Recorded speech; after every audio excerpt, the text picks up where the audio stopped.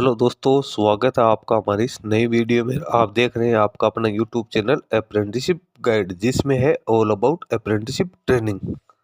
दोस्तों, इस वीडियो में अपन बात करेंगे छत्तीसगढ़ स्टेट पावर कंपनी की ओर से निकाली गई रिक्रूटमेंट के बारे में। जी हाँ दोस्तों, छत्तीसगढ़ पावर स्टेट कंपनी की ओर से यहाँ पे जिन कैंडिडेट के पास में आईटीआई पास आउट के क्वालिफिकेशंस है उनके लिए यहाँ पे अप्रेंटिसशिप का कार्यक्रम निकाला गया। इसके साथ ही जिन कैंडिडेट के पास में डिप्लोमा या ग्रेजुएशन पास आउट के क्वालिफिकेशंस तो उनके लिए भी यहाँ पे कैंडिडेट्स है, उनके लिए वैकेंसी है वो निकल के आई है। हालांकि नोटिफिकेशन वो दोनों के अलग अलग जारी किए गए, इसलिए अपन दोनों को यहाँ पे डिस्कशन करने वाले हैं। सबसे पहले तो जो आईटीआई पास आउट कैंडिडेट के लिए जो एडवर्टीजमेंट निकाला गया है उसको अपने यहाँ पे डाउनलोड करके और उसको चेक करते हैं कि इसमें कैंडिडेट्स के लिए क्या क्या एलिजिबिलिटी क्राइटेरिया है वो दिया गया। उसके बाद में जो यहाँ पे डिप्लोमा होल्डर्स के लिए जो वैकेंसी निकालेगी उसके ऊपर अपने यहाँ पे डिस्कशन है वो करने वाले हैं।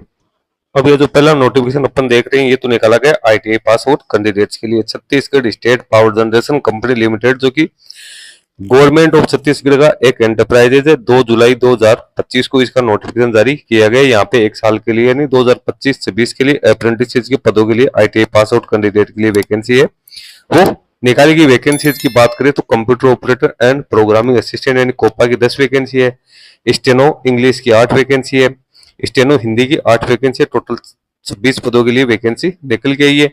एजुकेशन क्वालिफिकेशन तो कैंडिडेट के पास में आईटीआई पास आउट की क्वालिफिकेशन होनी जरूरी है।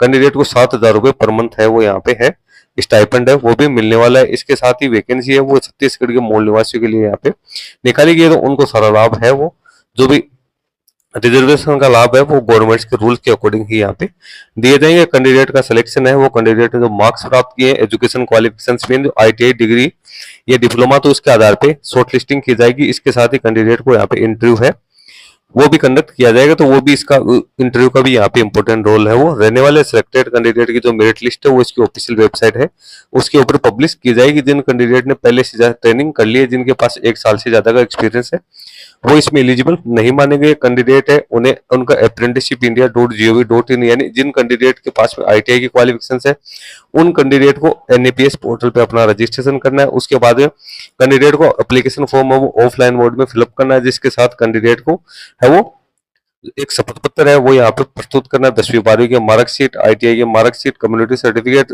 और छत्तीसगढ़ राज्य के आप मूल निवासी हो इसके लिए डोमिसाइल सर्टिफिकेट, आधार कार्ड और जो रजिस्ट्रेशन आपने किया है उसकी कॉपी है वो आपको यहाँ पे पेश करना जरूरी है। भेजना आपको कहाँ है? कार्यालय मुख्य अभियंता कार्यपालक निदेशक प्रशिक्षण विद्युत उत्पादन प्रशिक्षण संस्थान Chhattisgarh state power generation company limited, Korba पूर्व, जिला कोरबा में आपको ये भेजना जरूरी। 21 जुलाई 2025 तक या तो आप डाक के माध्यम से भेज सकते हो या फिर आप फिजिकल जाके भी वहां पे जमा करवा सकते हो। तो ये एक नोटिफिकेशन है वो तो मैंने आप लोगों को यहाँ पे बता दिया। अब जो डिप्लोमा होल्डर्स के लिए जो नोटिफिकेशन जारी किया गया उसके ऊपर भी अपने यहाँ पे डिस्कशन करते हैं। तो ये भी 2 जुलाई को ही जारी किया गया। इसमें भी 2025-26 के लिए वैकेंसी निकाली गई। इसमें सबसे पहले तो ग्रेजुएट पास आउट कैंडिडेट्स की बात करें तो civil engineering 3, mechanical engineering 19, electrical engineering 17, CSC triple E और आईटी की 3 वैकेंसी, 42 पदों के लिए वैकेंसी निकाली गई है। इसमें कैंडिडेट के पास बीई बीटेक की क्वालिफिकेशन होनी जरूरी है। 7,000 रुपए कैंडिडेट को स्टाइपेंड है वो 9,000 रुपए कैंडिडेट को यहाँ पे स्टाइपेंड है वो मिलने वाला है।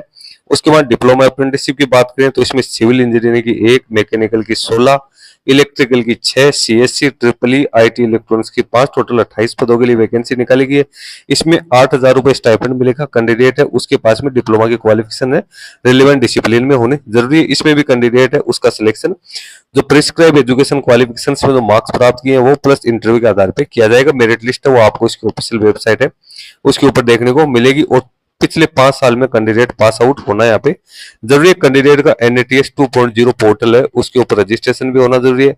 यहाँ भी कैंडिडेट को ऑफलाइन मोड में ही अपना एप्लीकेशन फॉर्म है वो सबमिट करना है। 21 जुलाई तक कैंडिडेट अपना एप्लीकेशन फॉर्म सबमिट कर सकते हैं। अब यहाँ पे एप्लीकेशन फॉर्म है किस प्रकार से भरना है तो उसका फॉर्मेट है वो भी कैंडिडेट्स के लिए यहाँ पे दे रखा है। आप चाहो तो उसका जो एप्लीकेशन फॉर्म है वो भी यहाँ पे चेक कर सकते हो। मैं यहाँ पे दोनों ही एप्लीकेशन फॉर्म आपको यहाँ पे चेक करवा देता हूँ कि कौन कौन से वैकेंसी के लिए आपको कौन कौन सा एप्लीकेशन फॉर्म सबमिट करना है। तो यहाँ पे सबसे पहले तो ये जो एप्लीकेशन फॉर्म है वो आपको जो आईटीआई पास आउट कैंडिडेट है उनके लिए और जो NATS या NAPS पोर्टल है तो उनके लिए एक ही एप्लीकेशन फॉर्म रखा गया है। दोनों ही प्रकार के कैंडिडेट के लिए आपको यहाँ पे टिक करना है कि आपके पास में क्या एजुकेशन क्वालिफिकेशन है। एप्लीकेशन फॉर्म है वो साफ सुथरा आपका यहाँ पे होना जरूरी है। जो जानकारी आपकी एप्लीकेबल नहीं है उसको आप यहाँ पे काट दो। पासपोर्ट साइज की फोटो आपको यहाँ पे लगानी है। तो दोस्तों जो भी झारखंड स्टेट के जो डोमिसाइल है तो उनके लिए वैकेंसी निकल के आई है। इस वीडियो में इतना ही। वीडियो अच्छा लगे तो इसको लाइक शेयर करना। कोई क्वेरी या क्वेश्चन है तो आप हमें बता सकते हैं। धन्यवाद।